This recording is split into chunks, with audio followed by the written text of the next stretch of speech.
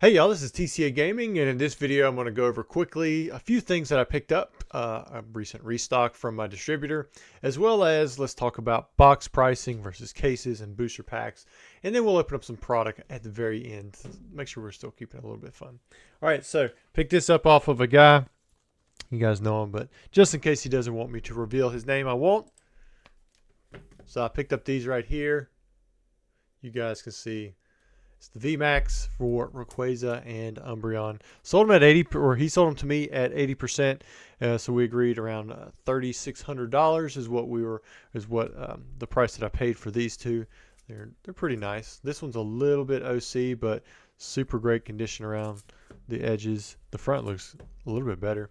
This one actually looks super nice.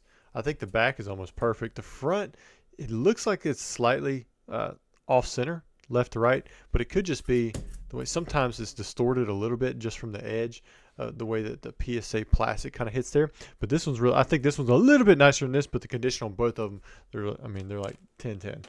And then also I picked up these. I think I paid $480 is what we agreed, which is a little bit more than 80% because I think this one right here, found some copies that were a little bit less. However, he did look at them and make sure that the condition was pretty optimal. He didn't see any dents or dings or anything like that. And then the centering looks pretty good, which for the special delivery Charizard, I know you can tell that it's not perfect left to right. However, it's really tough to get this one super well centered as is. And then the Pikachu with gray felt hat, this one looks very nice. So I was definitely okay with that price. Went and picked them up, going to set them back. Don't plan to sell them right now. I do think that the market is hot, so I could see some retracing on that. But they could also go up over time if I just set them back for the long term. There's a lot of those cards graded. The special delivery Charizard, that's probably the most exclusive out of those items, but we'll see. I mean, it's really tough to pull these. As many as we've seen graded, and as much as we see them sell, they're still super tough to pull. And it's very expensive to open the product, so I don't know how many more of those are going to be pulled. I'm sure there will be more in time, but whether or not it's going to be worth it to pull them, that's a whole nother story. All right, next up, let's talk about like the price of this. Not Destined Rivals in general, but just a booster pack, because the only reason I sell sealed loose booster packs is because I have sealed loose packs. And the only reason I have sealed loose packs is because when I get product in from Pokemon, a lot of times I want to keep everything nice and neat in sealed cases, but they're giant. I mean, they're these big, huge boxes, lots of air, lots of plastic, lots of waste. So I break them down. I might take a pallet's worth of, say, holiday calendar product and break it down, and it can fit in a single box. So, I mean, a box that fits on a shelf nice and neat versus taking up, two full, like, industrial shelving type units worth of shelving. I mean, just that's the amount of space. And then I can get rid of all the plastic and the air and the things that sell you on the product when you're in the store. And so because of that, I end up accumulating boxes of packs that are like this, and then I offer out individual packs. It used to be that I really couldn't sell them for a margin, and so I would make things like this. This is a variety pack lot. I would go through, and certain packs I'd have more of, so I'd be like, okay, here's Paradox Rift, Shrouded Fable, Stellar Crown, Temporal Forces, Scarlet and Violet. You got Poly Evolved, Obsidian Flames, Vivid Voltage, Silver Tempest, Pokemon Go. You could probably look at every one of these sets and think to yourself, yeah, there was a time where the market was pretty saturated with all of these packs, and you could get them. And even some of these now, they're still the cheapest packs that are out there. And so I would create lots like this. And well, as everything else has increased, I sold through these lots. There were times where I was selling these for as low as like $29.99, and then I would bump them to $34, $39. $39.99 was really like the sweet spot for a 10-pack lot because you're paying about $4 a pack. It's free shipping. I'm essentially getting $3 out of it after you factor everything in. Sometimes a little bit more, sometimes a little bit less. People buy multiple. That can change as well. But also, I didn't used to pay $3 a pack. Usually it was somewhere between $2.50 and $2.75. So it was like, okay, I just get to move the product, and I get to, kind of keep my shelves from building up too much. Well, things have changed, and now these might sell for, say, $70 or $80 for a 10-pack lot, because I got to think about, well, if I was selling these, how much am I going to clear if I sell in a 36-pack lot? Because that's that was my next most common thing that I sell in. I'll take just 36 of these Paradox Rift packs and I'll sell them in a box slot. Now, I don't advertise this as a sealed box. I don't show a sealed box. I just sell it in box slots because that's what people are going to use to kind of compare to, quantity purchasing. Now, if I just sell 10 of the pack, those might move. I did sell those for a while as well, but I discontinued them after a while because it's, the group lot of 36 was doing better per pack. So I started selling these in 36 pack lots. And, now I'm starting to run out. Like I think I've still got Paradox Rift. I probably have some of these other ones, but I think I'm out of Stellar Crown. I'm out of Temporal Forces, out of Paldea Evolved. I don't do Silver Tempest or Vivid Voltage anymore. So they run out over time, as they should. And so my next product that I sell is typically you want to see some kind of discount for buying in bulk, or people want to anyways. My next thing up is a booster box. The booster box is going to have usually about a $10 or $20 premium over, say, selling 36 of these individual Destined Rivals booster packs. And that, to me, that makes sense. I've talked about this before, but I've started discontinuing a lot of my 10-pack lots. I'm running out of 36 card pack lots.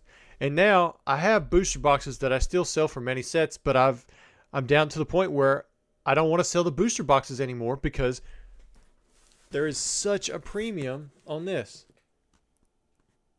That's a case. You would think that a case being 6 times as more expensive, you're getting 6 times as much product and it's all grouped together. I'm saving on shipping because I'm not paying for 6 separate shipping costs for this Destined Rivals booster box, but 1 for the entire case. You would think that there would be some kind of discount, but it's not the case. I'm already selling these for slightly above market, about 5 to 10% above market at $350 for the Destined Rivals booster box. And I might have increased since the last one that I sold. I don't know, because I'm down to my last few that I'm selling. But I just sold another case at $2,300.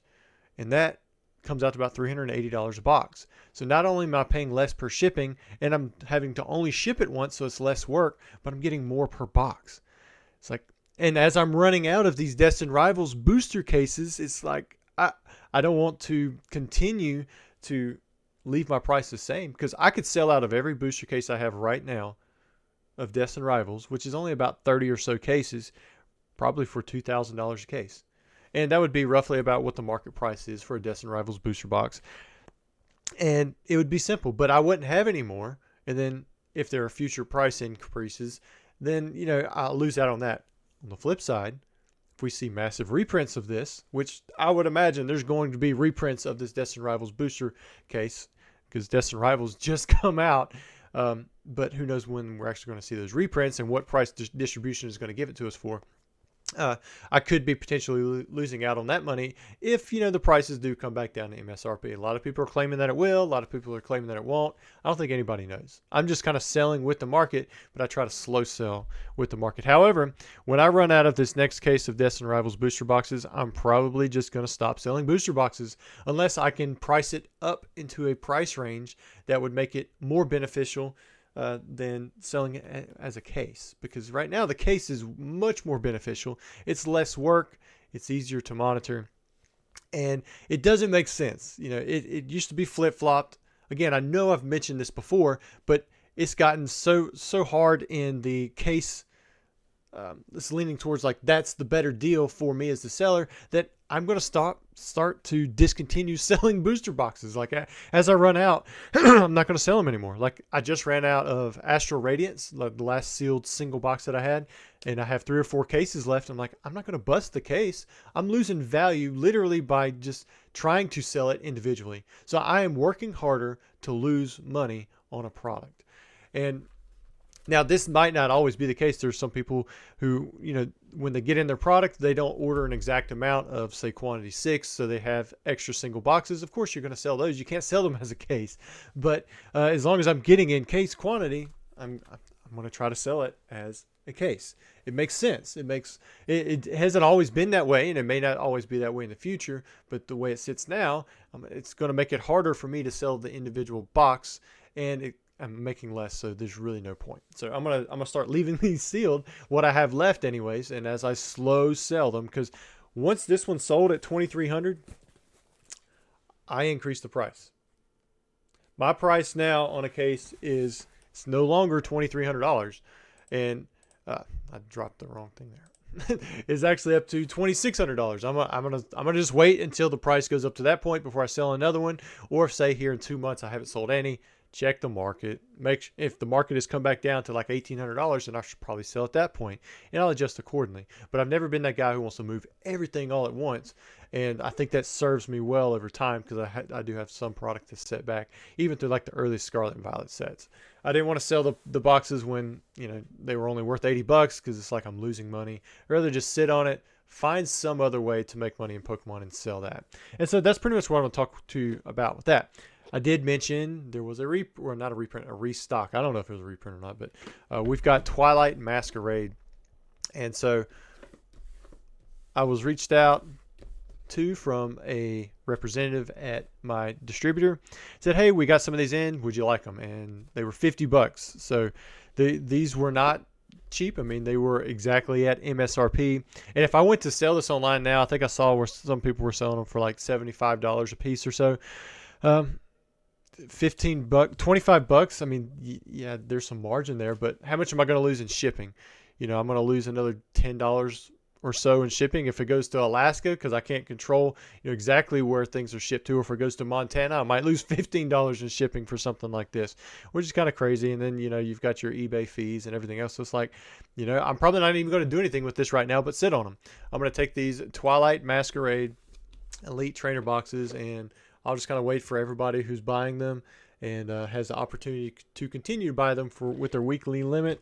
And I'll just have to wait. It was like this with Scarlet and Violet or Sun and Moon base set when they did a reprint 5 years after the initial release, which is just kind of crazy. It was like 2022, 2020, late 2021, something like that. You got Sun and Moon Elite Trainers that had come out, and they dropped down to like $35-$40, something like that. And I sold some in the beginning, but then I waited until there was more margin, because I don't particularly collect these Elite Trainer boxes. I only do specialty sets. So this is a product that I would normally just break down or sell, but the promo inside is this Teal Mask Ogerpon.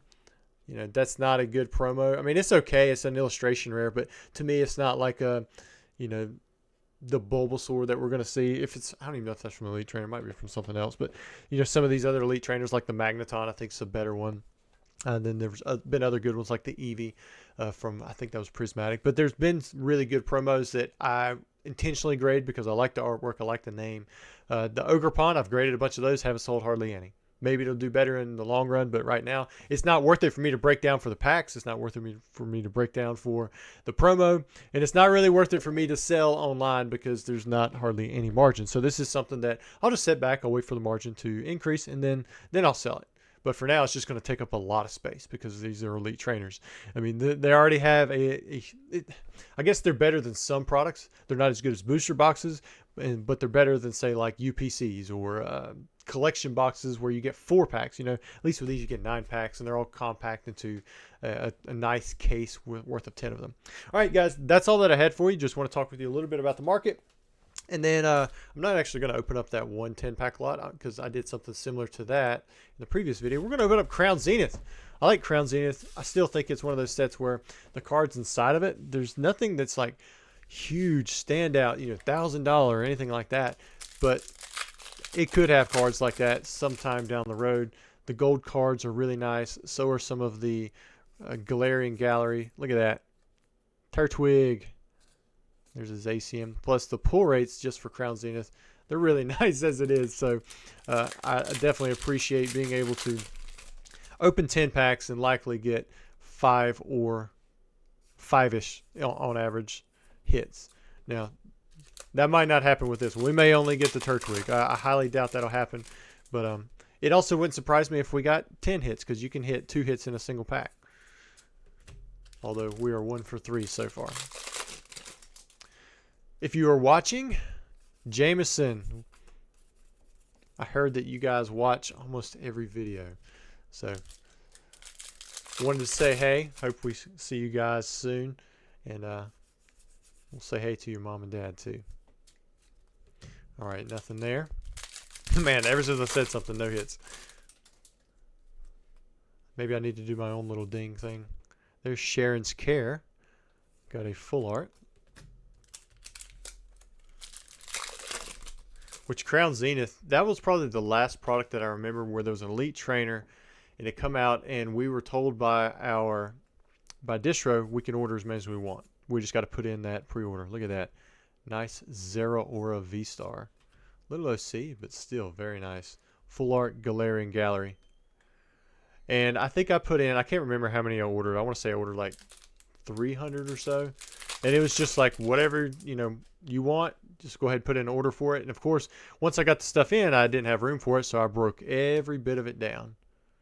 Nice. Got an Altaria Galarian Gallery. And just like that, we're up to 4 hits. Hopefully I don't pull something out. Ooh, Oricorio. I remember when this one come out. It wasn't like a fan favorite, but still looks pretty cool.